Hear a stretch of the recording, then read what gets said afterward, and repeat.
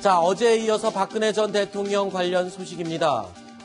어제 박근혜 전 대통령과 이재용 삼성전자 부회장과의 법정 대면은 무산이 됐죠. 그 이유가 박근혜 전 대통령이 발에 통증이 있기 때문이었습니다. 특히 자, 혹시 이재용 부회장과의 만남이 부담됐던 건 아니냐? 자, 이런 의심이 있었습니다. 근데 오늘도요, 발목 부상 때문에 또 재판에 불출석했습니다. 오늘도 안 나온 이유가 똑같은 이유였습니까? 네, 그렇습니다. 발가락이 아파서 재판에 출석할 수 없었다라고 이야기를 했는데요. 유영하 변호사가 이런 이야기를 했습니다. 어제 전날 늦게 교도관에게 연락받았는데 박근혜 전 대통령이 발가락의 통증을 호소했고 또 의무과장이 진료를 했다. 그랬는데 인대 쪽에 손상이 있다는 그런 소견이 나왔다. 직접 접견한 후에 정확히 상황을 파악하겠다라고 이야기를 했는데요. 이제 형사소송법 271조에 따르면 피고인이 재판에 건강상의 이유로 출석하지 못하게 됐을 경우에는 진단서 등을 제출하도록 되어 있는데요. 과연 이제 박근혜 전 대통령에 대한 진단서가 제출이 됐는지 궁금하고요. 네. 또 제출되었다고 한다면 그 진단서의 내용도 굉장히 궁금합니다. 부장검사가 직접 사유를 또 밝혔다면서요? 네, 그렇습니다. 한웅재 검사도 그 부분에 대해서는 이제 확인했는데요. 네. 특히나 이제 박근혜 전 대통령이 예전부터, 이번에 다친 게 아니라 예전부터 왼쪽 발 네 번째 발가락이 좋지 않았는데 그러던 와중에 구치소 안에서 여러 차례 또 이제 부딪히면서 다친 게 아니냐 생각을 합니다. 그렇게 얘기를 했고요. 그런데 이 말이 약간 또 해석하기에 따라서는 다른 뉘앙스가 있습니다. 왜냐면은요, 이게, 구치소 생활하면서 문지방에 발가락 몇 번 부딪혔다고 하는데 상태가 악화돼 왼발에 통증이 있다라고 하는 말까지 했습니다. 그러나 이게 과연 발가락이 아프다고 해서 재판에 출석하지 못할 정도겠느냐라고 네. 하는 그런 이야기도 있고 또 실제로, 다른 휠체어를 타거나 여러 가지 방법을 통해서 재판에 나올 수 있지 않겠느냐라고 네. 하는 지적도 있는 상황입니다. 근데 사실 다들 다리를 다쳐본 분들은 아는데 한 번 다친 발은 계속 다치기 쉽거든요.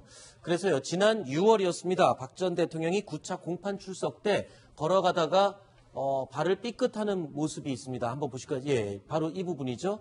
그러니까 걷다가 발이 조금 불편하거나 한번 다쳤던 발은 그냥 통상적으로 걸을 때도 삐끗하거나 또 다치기가 쉽지 않나.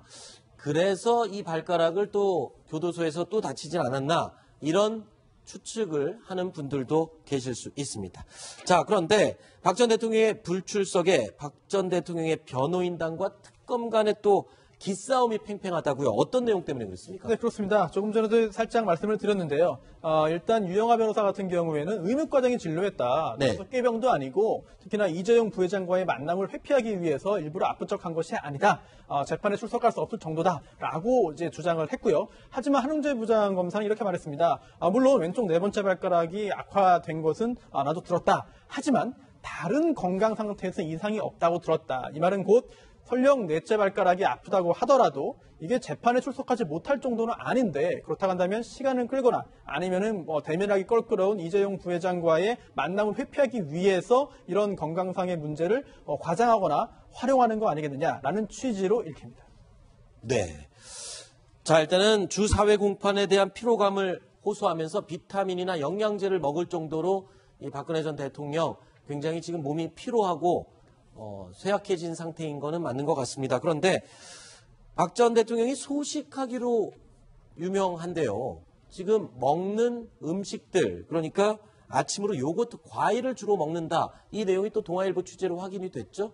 네, 예전에 이제 박근혜 전 대통령이 함께 일했던 분이 이런 얘기를 했습니다. 인터뷰에서 밝힌 건데요.